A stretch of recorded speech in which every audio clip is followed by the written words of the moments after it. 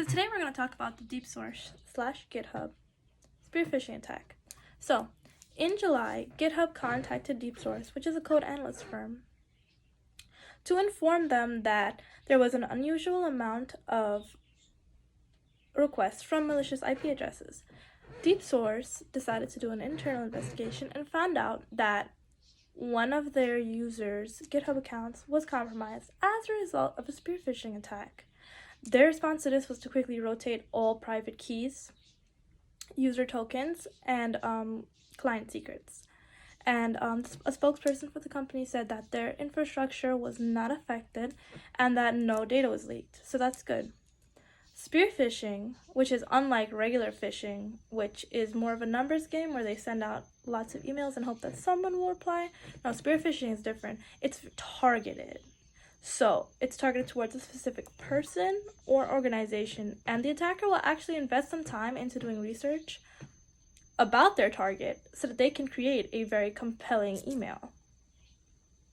The problem with spear phishing is that they'll often use email spoofing so that they can pretend to be Google or your company's IT department and then send out, malicious links and have malicious domains set up where they'll pretend to be, a website that they're actually not and try to steal your data.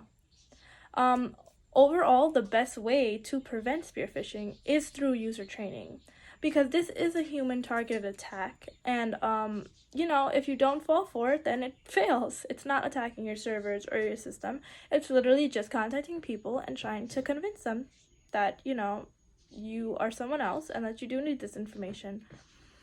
Anyway, user training, it's like the number one way, but because humans are there are additional safety measures you can take. For example, two-factor authentication is one way. Hardware security keys is another. It's worth noting though that if the attacker sent a malicious link and the user clicked it, and then you're going to use TOTP, two-factor authentication, that when those codes are sent, it would be sent in real time to the attacker too, and obviously that wouldn't work. Then they would be able to get it anyway. This wouldn't happen with hardware security keys, however.